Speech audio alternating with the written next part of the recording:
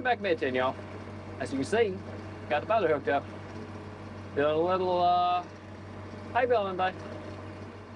Second day running the baler so far. Got as of right now, I got 123 rolls on it.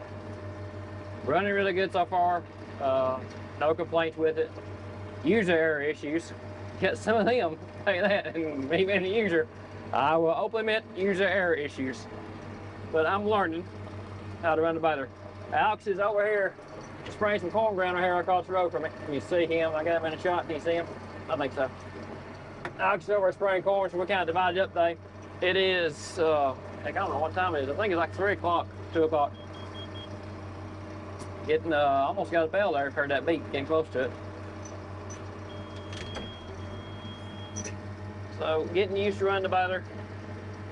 Learn the intricacies and secrecies, learn the particulars about it. Let's use that word. I can't use fancy words today. Learn particulars about it. This field here we're baling right now, we raked the other day when I baled with it the first day. It got a dew on it next to the creek, so we didn't get baled the first day. We waited and come back and baled it today. And before I baled it, I come out here and raked it again this morning.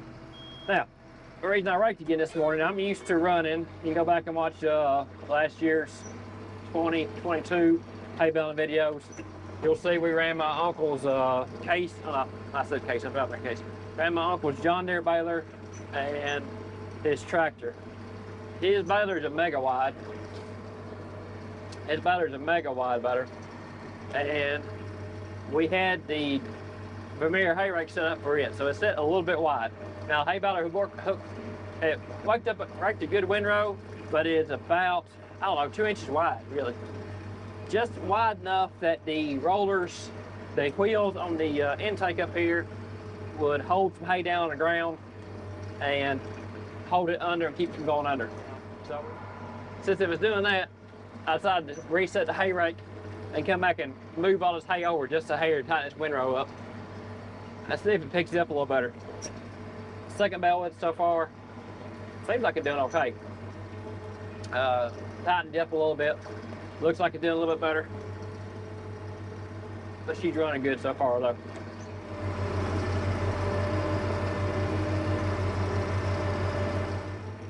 Operator error problems. We can talk about them for a minute. Plugged up once, twice, 3, 4 times I think. I plugged it up 4 times the first day. Completely my fault. I'm used to running a Haley's baler. Oh, there's another bale already. The Haley's baler, my uncle got a Haley's. We ran Haley's balers down for his balers for, I don't know, 15 years maybe 20. At least 15. A Haley's baler, if it's a little damp, it'll make a hay roll. It'll make a hay bale. If it's got a little dew on the ground, as long as the hay's dry, even if it's wet, it'll make a hay bale. I got started a little early. It's one field bale the other day while they were here helping me set the baler up. I got in a spot that had some water on the ground. Not really standing on the ground, but enough your tires, saw a little dampness on your tires. That hay was just damp enough, it plugged it up on me. And it plugged up the throat. Then, feeling cocky at the end of the day, because I was running so good, had this hay over here, next to this creek. I decided to come bale over here some. Instead of going to the house and quitting for a day, because I don't like to quit sometimes. I keep kind of going. Most of you guys know that. Keep going as long as I can. And I jammed her up twice. Went to the house, plugged it up twice. So lots of 2 errors with it. But it's running really good though.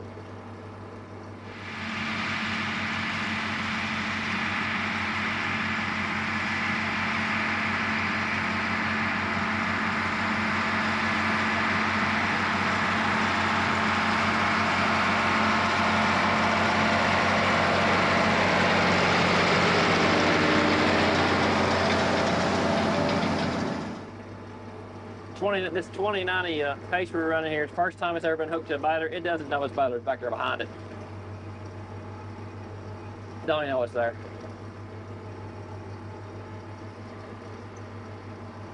Got the hydrostatic transmission, old school hydrostatic transmission, so I got 3 power shift gears in it, or not hydrostatic, it's actually power shift transmission. So I'm able to shift first, second, third, and flip it to reverse when I want to back up. So it's handy for baling. Hay bales baler makes a nice tight bale. You can't complain about the bale at all. Only time I've made a lopsided bale is when I've messed up a couple times on it. But that was me learning with the thing.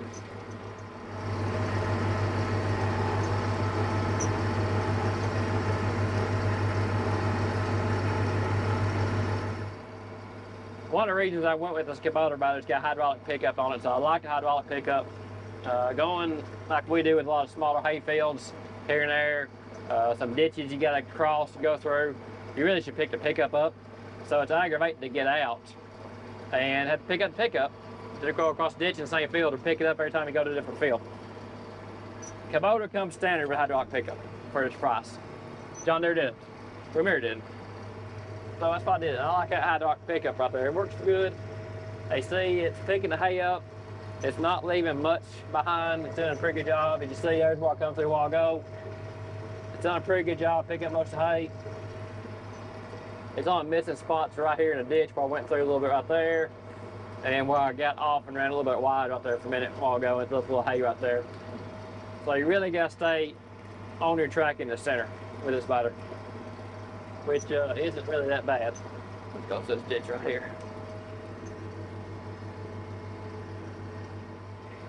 It's got a swivel. This baler has a swivel hitch on it, not a solid hitch. So I went through that last little ditch right there.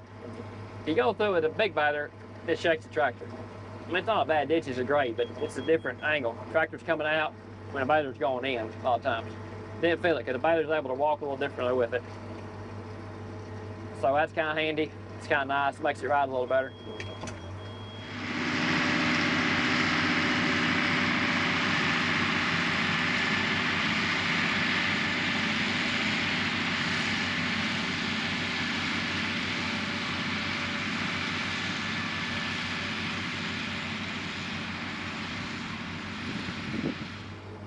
I've been running this baler now for the second day running it. Didn't film in with it the first day just because I wanted to get used to running the baler.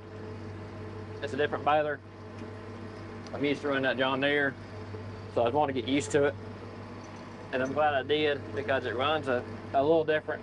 Like for instance, this baler has to run, your tractor needs to run on float on the hydraulics, on your gate. Okay, because it's got an enclosed hydraulic system in it for bale pressure. So basically you kick your hydraulics on your gate, open and close into float. That's what sets the pressure of your bale. If you don't have a float system in it, it's got a reservoir dump, I think it's what's called, hydraulic hose on it. So I can put the pressure, excess pressure back into your hydraulic tank. If not, it will open your gate up as you go. So this tractor's got float position on it, so I'll lift the gate up, kick the bale out, push it down to close it, and kick it in float, and it runs fine. But that's a little nuance that I'm having to get used to, is having to remember to put this thing in float each time, which I've been pretty good about doing so far.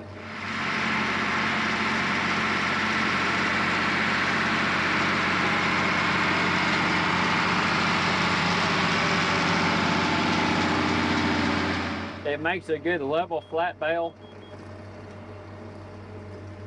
There ain't no weaving back and forth. It's just run true and straight. It makes a good bale. Baler we've been using, you need to run this way a little bit. You need to run this way a little bit. And once you get off, you kind of know. This baler just makes a true bale. You notice I just stopped just then to kick a bale out. I didn't back up either. I'm used to having to back up 7 or 8 foot, kick a bale out, come forward and close my gate. This thing has a spring kicker on it. Now, hydraulic kicker, it's a spring kicker on the back. So all I'll do is, it's done, I follow it down, I open my gate up, bell comes out, close my gate back down, go and push my hydraulics into float. It beeps at me saying we're ready to go. Ready her back up, and we go forward.